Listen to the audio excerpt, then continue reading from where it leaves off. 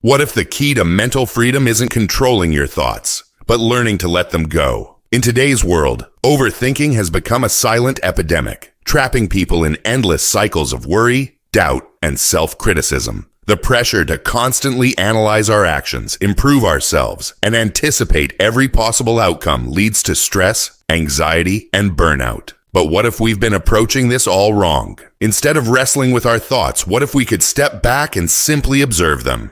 This is where self-detachment comes in, a powerful psychological strategy that allows us to break free from toxic mental loops by creating distance between ourselves and our thoughts. But what exactly is self-detachment, and how does it work? Let's explore. Self-detachment is the ability to step back and observe your thoughts without getting consumed by them.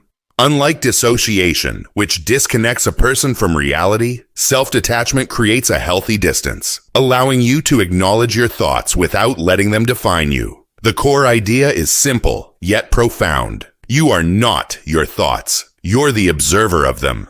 This concept has deep roots in psychology, particularly in cognitive diffusion from acceptance and commitment therapy, ACT, where thoughts are seen as passing mental events rather than absolute truths. It also connects to metacognition, the practice of thinking about thinking, which helps reduce emotional reactivity. Additionally, mindfulness, inspired by Buddhist traditions, teaches non-judgmental awareness, encouraging people to witness their thoughts without attachment. But if self-detachment is so beneficial, why do we find ourselves so deeply trapped in our own minds? Let's uncover the hidden forces keeping us stuck.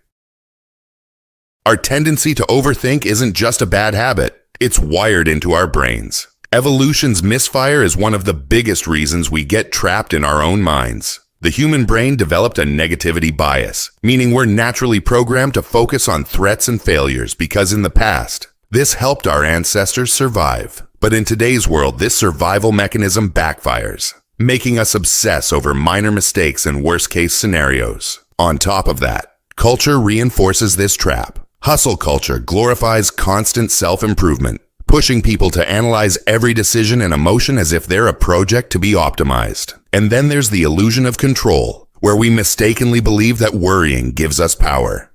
Many people fear that if they stop overanalyzing, something will go wrong, like believing that letting go of worry invites disaster. So if our minds are wired against us, is there a way out? Science says yes, and self-detachment might be the key.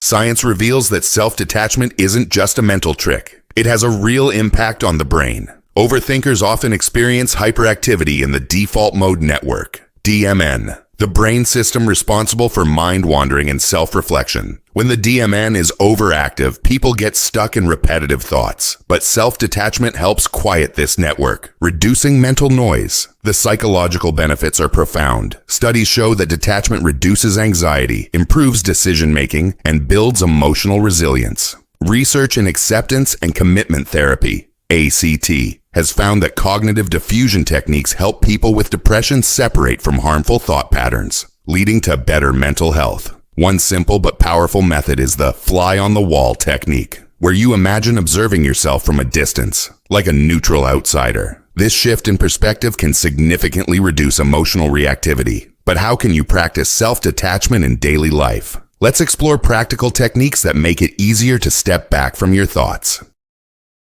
Practicing self-detachment doesn't mean suppressing thoughts. It means letting them pass without getting tangled in them. ACT strategies offer effective tools, like the leaves on a stream exercise, where you visualize your thoughts as leaves drifting down a river, watching them float away without grabbing onto them. Another technique is reframing thoughts linguistically, such as saying, "I'm having the thought that I'm not good enough," instead of "I'm not good enough." This small change creates distance between you and the thought. Mindfulness tools like body scans and breathwork help you stay anchored in the present, shifting focus away from overwhelming mental chatter. Journaling for perspective is another powerful method. Writing about your emotions in the third person, e.g., Sarah feels overwhelmed because, helps externalize thoughts, making them feel less personal and more manageable. But while detachment is freeing, it also has pitfalls. Can you become too detached? Let's explore the risks.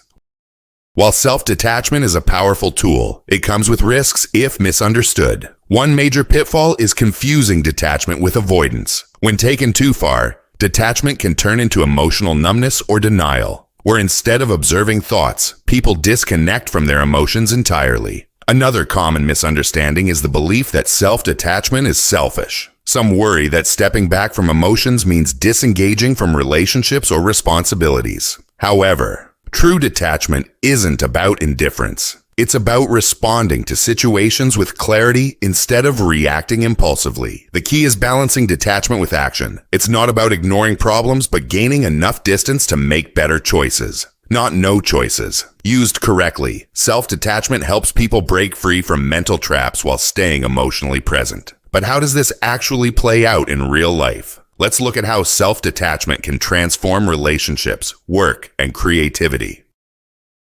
Self-detachment isn't just a psychological concept. It has real benefits in everyday life. In relationships, people often create stories in their minds, assuming negative intentions behind others' actions, e.g., they ignored me because they hate me.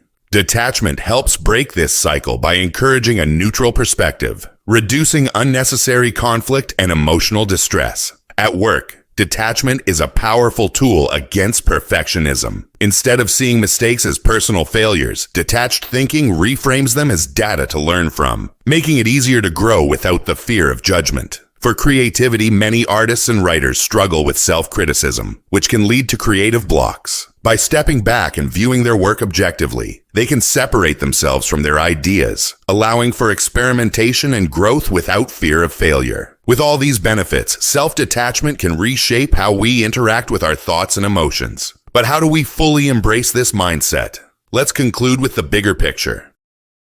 Self-detachment isn't about shutting down emotions. It's about reclaiming control over your mental landscape. By stepping back and observing thoughts without getting lost in them, you gain clarity, reduce anxiety, and make better decisions. Whether it's breaking free from overthinking, overcoming self-doubt, or improving relationships, detachment offers a path to mental freedom. But the real question is, will you let your mind rule you, or will you learn to use it as a tool? Challenge yourself. Try practicing one detachment technique daily for a week. Whether it's labeling your thoughts, journaling in the third person, or visualizing thoughts as passing clouds, small shifts can lead to big changes. The more you practice, the more you'll realize you are not your thoughts. You are the watcher.